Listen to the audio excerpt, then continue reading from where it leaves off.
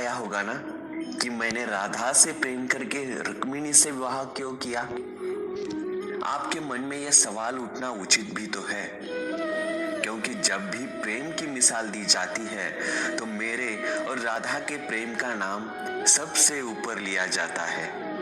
मेरे और राधा के प्रेम को जीवात्मा और परमात्मा का मिलन कहा जाता है। सदियों से पीढ़ी दर पीढ़ियां मेरी और राधा की प्रेम कहानियां पढ़ती चली आ रही है।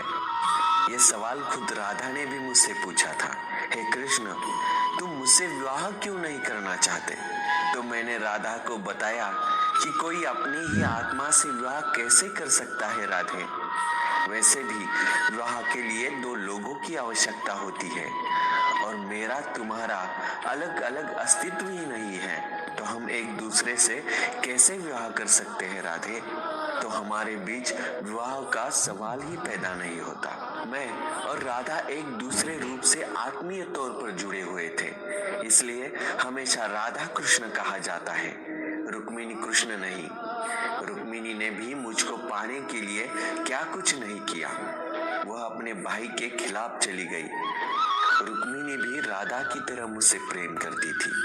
रुक्मिणी ने मुझको एक प्रेम पत्र भेजा था कि वह आकर उन्हें अपने साथ ले जाए। रुक्मिणी का प्रेम पत्र मेरे दिल को छू गया और मुझे रुक्मिणी का अनुरोध स्वीकार करना पड़ा। फिर रुक्मिणी मेरी पत्नी बन गई। वही दूसरी तरफ मुझे और राधा को विवाह की आवश्यकता ही नहीं थी। हमारे प्रेम को शादी का बंधन नहीं चाहिए था। वैसे भी मैं चाहूँ तो राधा से विवाह करके बहुत प्रसन्न रह सकता था, लेकिन मैं ये जानता था कि मेरी राधा प्रसन्न नहीं रहेगी। यदि यह विवाह हो भी जाता तो राधा को अपने माता पिता और परिवार को त्यागना पड़ता। यह दुख उसको चुभता रहता कि उसके कारण मेरे माता पिता को कष्ट भोगने पड़ेंगे और राधा के इस पीड़ा से मुझे कैसे प्रसन्नता मिलती।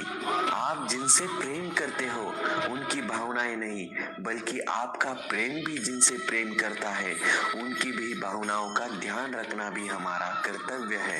ये जरूरी भी तो नहीं ना कि आप जिसे प्रेम करते हो उससे विवाह हो। यही तो मेरे राधा के रिश्ते की सबसे बड़ी खूबसूरती है।